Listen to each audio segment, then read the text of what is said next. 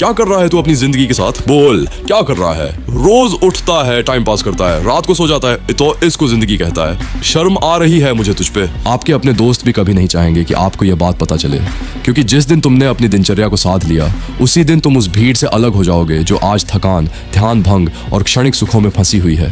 तुम सोचते हो कि ताकत किसी एक बड़े काम से आएगी, जिम, मोटिवेशन या किसी बाहरी चीज से, पर सत्य इससे बिल्कुल अलग है। असली शक्ति उन छोटी छोटी आदतों में छिपी होती है जिन्हें तुम रोज अनदेखा करते हो।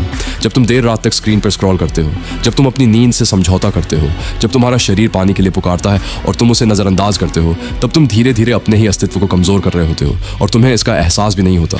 ये युग तुम्हें थकाने के लिए बना है। हर जगह उत्तेजना, हर जगह ध्यान खींचने वाले दृश्य, हर जगह कुछ ऐसा जो तुम्हें तुम्हारे ही मन से दूर कर दे। और इसी में आज का युवक अपनी सबसे बड़ी गलती कर रहा है। वह अपने शरीर और मन के मूल नियमों को भूल चुका है। सुनो, शरीर कोई साधारण वस्तु नहीं है। ये एक जीवित अग्नि है और इस अग्नि को प्रज्वलित रखने के लिए अनुशासन ही उसका ईंधन है। जब तुम 7 से 8 घंटे की गहरी नींद लेते हो तो तुम केवल आराम नहीं कर रहे होते, तुम अपने मस्तिष्क को पुनः निर्मित कर रहे होते हो, अपनी शक्ति को पुनः एकत्र कर रहे होते हो। जब तुम दिन भर में 3 से 4 लीटर जल पीते हो तो तुम केवल प्यास नहीं बुझा रहे होते, तुम अपने भीतर के हर तंत्र को प्रवाहित रख रहे होते हो, जैसे एक नदी जो कभी रुकती नहीं।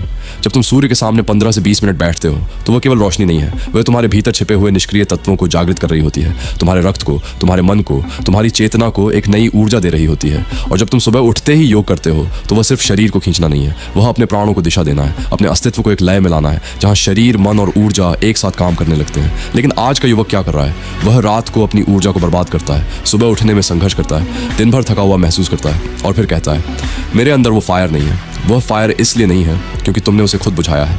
हर बार जब तुमने अनुशासन को छोड़ा, हर बार जब तुमने आसान रास्ता चुना, हर बार जब तुमने अपने मन को ना कहने की जगह ठीक है कहा, और यही वह बिंदु है जहां से गिरावट शुरू होती है, धीरे धीरे, बिना आवाज के, बिना चेतावनी के। अब एक गहरी बात समझो, तुम्हारी आंखों में जो चमक होती है वह किसी स्टाइल, किसी कपड़े या किसी बाहरी चीज से नहीं आती।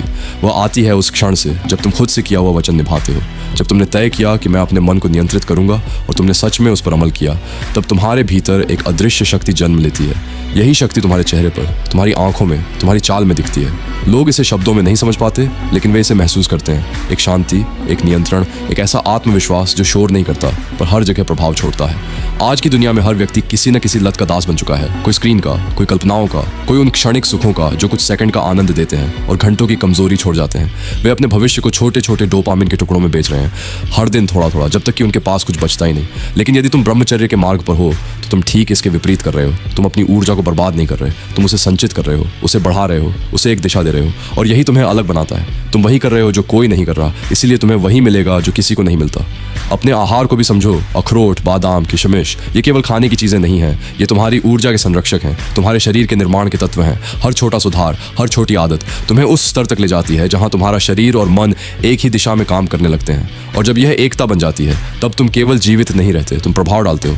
तुम केवल समय नहीं बिताते, तुम उसे नियंत्रित करते हो। तुम केवल सपने नहीं देखते, तुम उन्हें वास्तविकता में बदलते हो।